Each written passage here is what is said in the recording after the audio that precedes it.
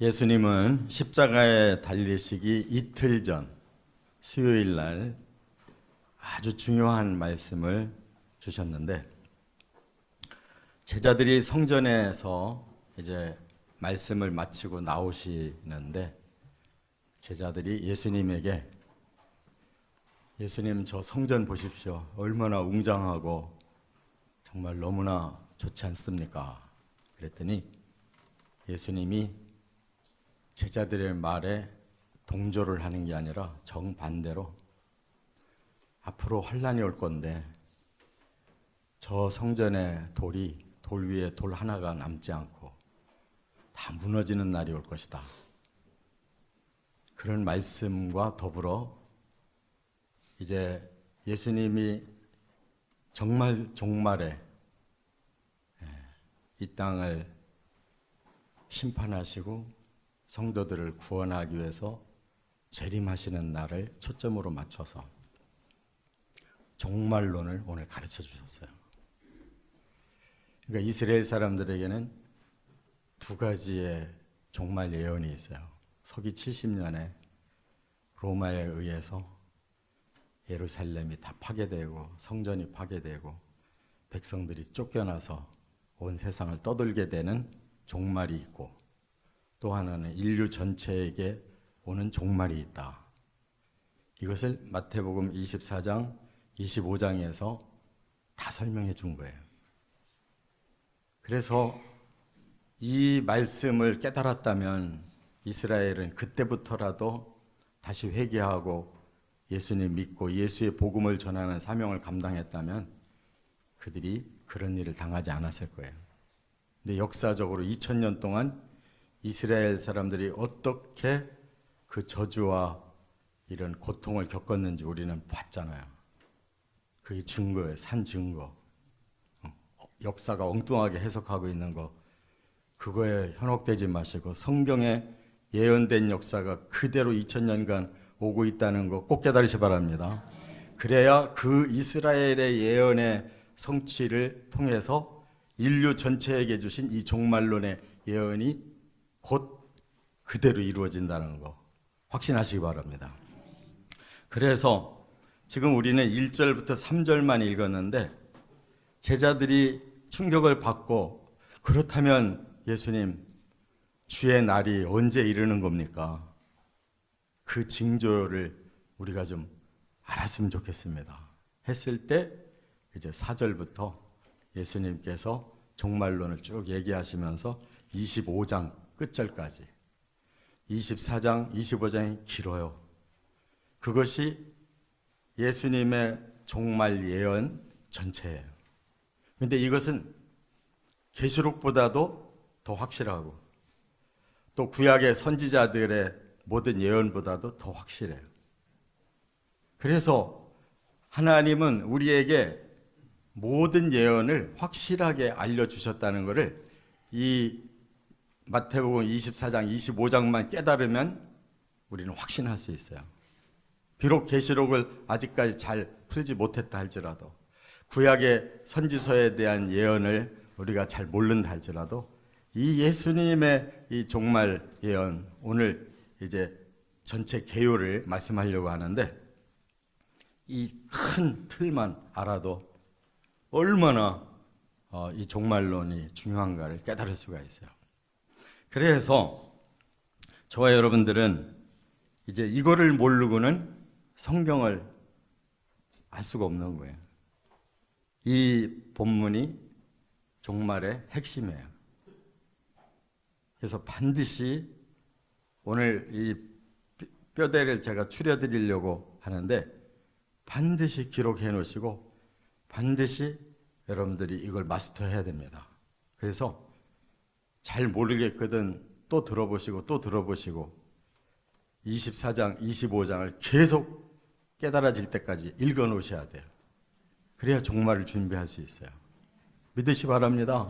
예수님이 십자가 달리기 이틀 전에 하신 말씀인데 얼마나 중요하기에 이 말씀을 이틀 전에 하셨겠냐고. 그러니까 지금 2000년이 왔는데 이제 이스라엘의 그 예언은 이미 완전히 적중된 것을 우리가 알았고, 이제 바로 온 인류에게 나머지 예언이 적중될 시간이 다가오고 있다는 거예요. 그래서 제가 여기 지금 5가지로 나눴잖아요. 이 5가지의 틀을 예수님이 24장, 25장에서 말씀한 거예요. 이것부터 깨닫고 그 틀 안에도 또 그 다음 작은 틀들이 있어요. 그렇지 않겠어요? 저 본문의 말씀 얼마나 많아요. 그래서 오늘 뭐 20, 30분 내에 자세한 얘기를 할 수가 없기 때문에 오늘 틀만 깨닫는 시간 갖도록 합니다. 첫째, 종말의 징조. 여기 24장 4절부터 14절에 종말은 이렇게 올 거다라는 징조를 말씀하고 있는 거예요. 그런데 이 징조가 크게 2가지로 나눠져요.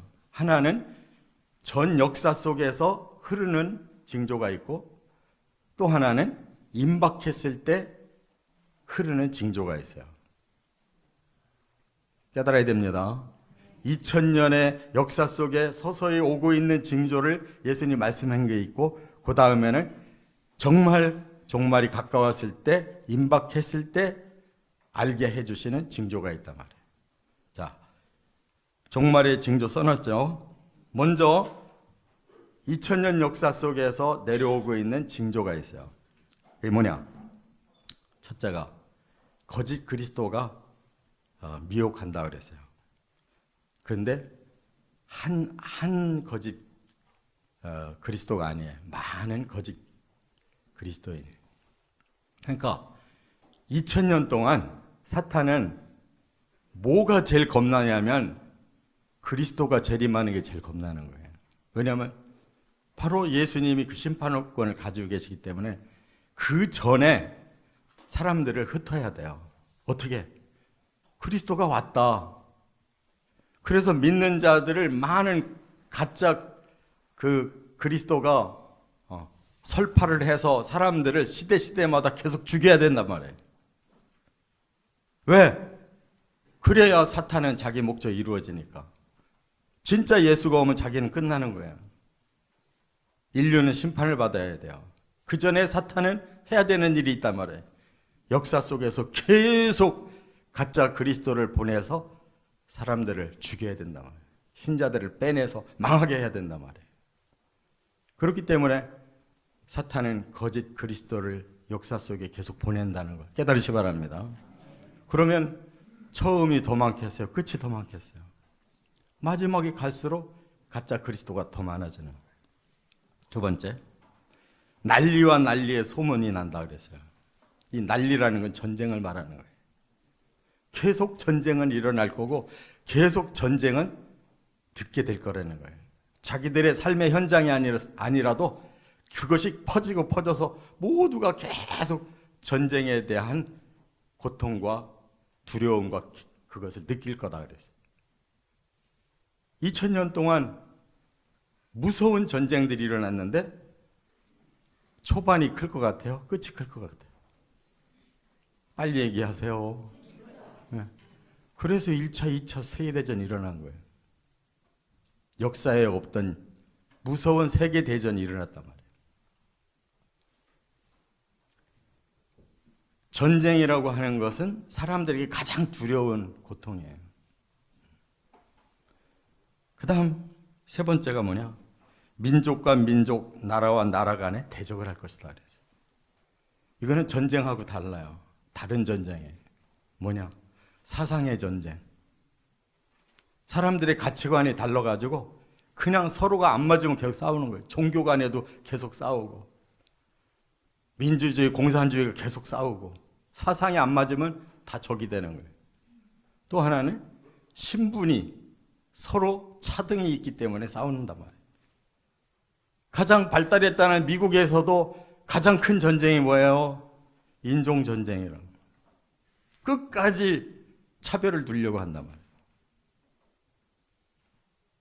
그 가장 돈이 많고 가장 행복하다고 생각하는 미국 땅에서 바로 이러한 전쟁이 계속되고 있어요. 갈수록 어떻게 될 것 같아요? 더 심해지는 거예요.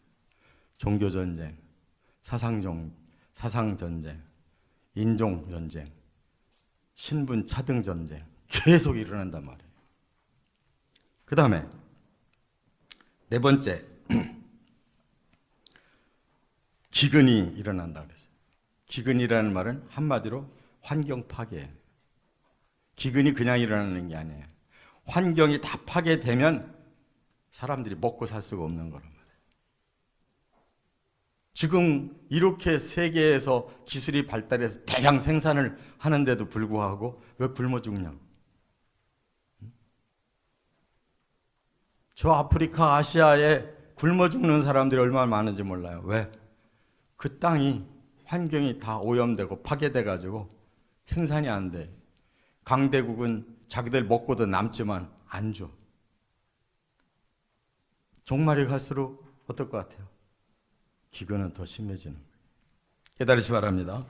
다섯 번째, 지진이 일어난다고 그랬어요. 지진이라는 건 뭐냐? 하나님이 주신 이 땅을 하나님이 흔드시는 거예요. 그건 지금까지 그 어느 누구도 해결한 사람이 없어요.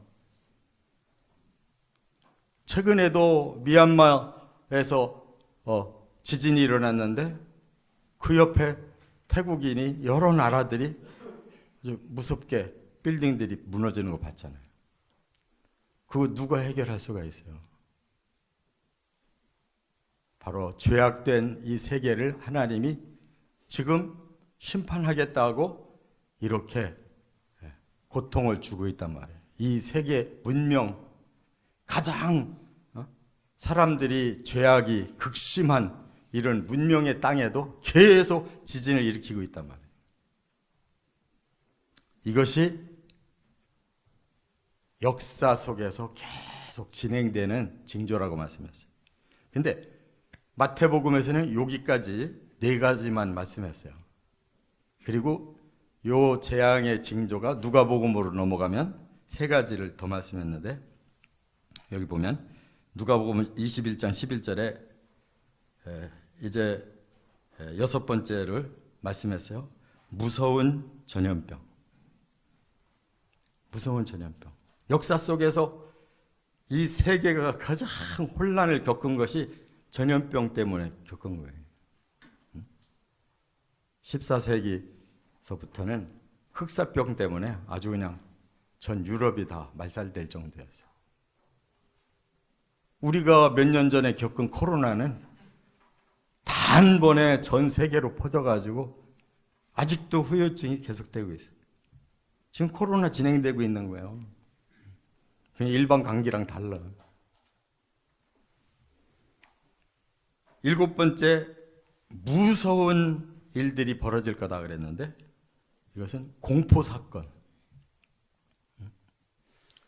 이 세상이 발달하고 있는데 두려움은 더 커져 있어요. 사람들이. 별별 사고가 다 일어나는 거예요. 뭐 항공기가 떨어지고 뭐 그냥 기차가 탈선하고 뭐 그 큰 배도 다 파도에 휩쓸리고 뭐 세상에 아무것도 믿을 것이 없는 그런 공포가 계속 일어나고 있다. 살인 사건도 별하별 살인 사건이 다 일어나고 있어요. 그 다음에 8번째, 하늘에서 징조가 보일 거다 그랬어요. 이 하늘이 무엇이겠어요? 우리 사람들이 이불처럼 덮여 있는 이 대기권에 무서운 징조가 일어난다는 거예요. 그것이 바로 이제 위성도, 이 항성도 이제 질서가 사라지고 점점점 이변이 일어나는 거예요. 자, 여기까지가 역사 속에서 오는 8가지 징조예요. 그런데 임박하면 어떠냐? 임박한 징조를 여기에서 4가지 다시 말씀했어요. 예수님이. 교회와 성도들이 예수의 이름 때문에 환난에 넘겨지기 시작할 거다 그랬어요. 갑자기 기독교가 박해에 걸리게 되는 거예요. 세상 사람들이 교회를 싫어하고 믿는 사람들을 싫어하는 거예요. 이게 임박한 징조예요. 교회가 뭐 엄청난 잘못을 저질렀거나 신자들이 엄청난 범죄를 저질러서가 아니라 세상의 기류가 바뀐단 말이에요. 왜? 사탄은 이 세상에서 하나님을 몰아내야 되는 거예요. 하나님 믿는 자들을 없애야 돼요. 그러니까 자기들이 심판받을 때가 가까이 오면 뭘 해야 되겠어요? 바로 하나님 몰아내는 작업을, 교회를, 신자를 계속 쳐야 된단 말이에요. 임박한 징조라고 말씀했어요. 깨달으시 바랍니다. 그렇기 때문에 그냥 우리가 윤리적으로 사람들에게 모범을 보이면서 살아야 되겠다 이 말만 해가지고는 안 되는 거예요. 영적으로 깨어야 되는 거예요. 교회와 성도들은 이렇게 세속에 섞여서 지금 사는 게 문제가 아니고 영적으로 죽어가고 있는 걸 살려야 된단 말이에요. 왜? 박해를 이겨내려면. 그렇기 때문에 박해를 당하고 실족할 것이다 라는 이 실족이라는 말이 배교를 말하는 거예요. 많은 신자들이 떨어지고 교회가 많이 없어질 거라는 거예요. 그게 현재 지금 일어나고 있는 상황인 줄 깨달으시 바랍니다. 세계 각국에 일어나고 있는 현재 상황이에요. 기독교가 발달했던 나라들이 전부 다 죽었잖아요. 그 다음에 임박한 징조 두 번째가 거짓 선지자가 많은 사람을 미혹할 거다 그랬어요. 이제는 과거와는 달라요. 지금은 이단들이 얼마나 사람들을 휘어잡는지 몰라요. 조금 시간 지나면 없어질 줄 알았는데 오히려 이단들이 더 많이 늘어나고 또 이단들의 부흥이 더 커지고 있어요. 지금 세계적으로. 세 번째, 불법에 성행하고 사람들의 사랑이 식을 것이다 그랬어요. 여러분, 법이 얼마나 많이 발달했어요. 근데 정치인들처럼 법을 잘 어기는 사람들이 어디 있어요? 불법을 저질러도 그 사람을 영웅화시키는 세상이에요. 트럼프가 왜 대통령 됐냐고. 우리나라의 지도자들이 정말 건전한 사람들이 지도자 하고 있냐고. 불법이 성행하고 사람들의 사랑은 식어버린대. 사람들의 양심도 없고 근본적인 그 사람의 그 사랑 애가 없어지는 거예요. 사람들은 그냥 사는 목적이 달라져 있어요. 그 다음에 임박한 징조 네 번째가 복음은 완료될 것이다. 복음 전파는 완료될 것이다. 땅끝까지 복음은 전해질 것이다. 다 전해졌어요. 지금 선교사들이 나가서 전도하는 것은 그는 이삭죽기야. 이미 지구 다 돌았어요. 지금 예루살렘에도 기독교 선교사가 많아요. 그런데 먹히질 않아. 마지막 이스라엘까지 지금 복음이 다 전해졌어요. 이것이 바로 종말의 징조라는 거 깨달으시 바랍니다. 두 번째로 넘어갑니다. 그 다음에 오는 것은 뭐냐? 대환란이 오는 거예요. 마태복음 24장 15절부터 22절에 보면 대환란을 세 가지로 설명하셨어요. 첫째는 다니엘이 말한 바 멸망에 가증한 것이 서는 것을 볼 것이다 그랬어요. 그게 바로 적그리스도가 오는 거예요. 적그리스도는 영적인 눈으로 보면 너무나 가증한데 세상적인 눈으로 보면 영웅이야. 여러분들 정치 지도자들을 잘 보시기 바랍니다. 그 사람들이 정말 하나님의 사람으로 일을 하려고 하는지 오히려 하나님 눈으로 볼 때는 가증한 짓을 하려고 하는지를 보시라고요. 분별 잘 하시기 바랍니다. 그 다음에 두 번째가 전무후무한 환란이 올 거다 그랬어요. 지금까지 없었던 대환란이 그게 바로 핵전쟁이에요. 대환란은 핵전쟁을 통해 이루어지는 거예요. 요한계시록에 인해재앙, 나팔재앙, 대접재앙을 보시면 알아요. 핵이 터졌을 때 불이 나다가 다시 응축되면 핵겨울이 오는 거예요. 이것이 반복되면 다 깨져버리는 거예요. 지상의 생명은. 그 다음에 또 하나, 세 번째, 하나님이 택하신 자들을 위해서 감하실 것이다 그랬어요. 그들이 예수님을 뒤늦게라도 깨닫고 순교의 믿음으로 죽어야 구원이 가능한 거예요. 환난에서는. 깨달으시 바랍니다. 거기서 목숨을 부지하겠다고 적그리스도에게 계속 속해 있다가는 영원히 끝나는 거예요. 마지막 그들의 영혼을 살리기 위해서 몸을 죽여서라도 순교해서라도 구원받아야 되는 거예요. 그게 14만 4천이라는 상징어고 계시록 7장에. 그리고 헤아릴 수 없는 많은 사람들이 살아나서 하나님을 찬양하고 있다는 그 뒷구절이 이방인들의 구원을 말하는 거예요. 이제 크게 세 번째, 그 다음 재림입니다. 예수님 재림이에요. 24장 23절부터 35절까지 예수님이 너무나 확실하게 말씀했어요. 재림의 광경을. 이 대환란 때에 예수님이 재림도 이제 일어나는 건데, 여기서는 네 가지로 말씀했어요. 첫째가 번개처럼 일시에 전 세계가 다 알도록 오신다는 거예요. 이게 지상재림이에요. 예수님 지상재림 믿으십니까? 네. 예수님은 모든 세계가 다 알도록 오셔요. 이 땅에 오실 때는. 그 다음 두 번째, 그 오시는 징조가 하늘의 권능이 흔들릴 것이라고 그랬어요. 모든 사람이 저분이 심판자라고 하는 거 다 아는 거예요. 세 번째, 사람들이 두려워서 통곡할 것이라고 그랬어요. 그들은 그래도 구원받을 자들이 그 속에 있는 거예요. 두려움으로 통곡하는 자들 중에. 그 다음에 네 번째가 택한 자들을 사방에서 모으신다고 그랬어요. 이게 대환란 중이에요. 대환란 중에 부활과 휴거가 일어나는 거예요. 그래서 그 디데이가 언제냐?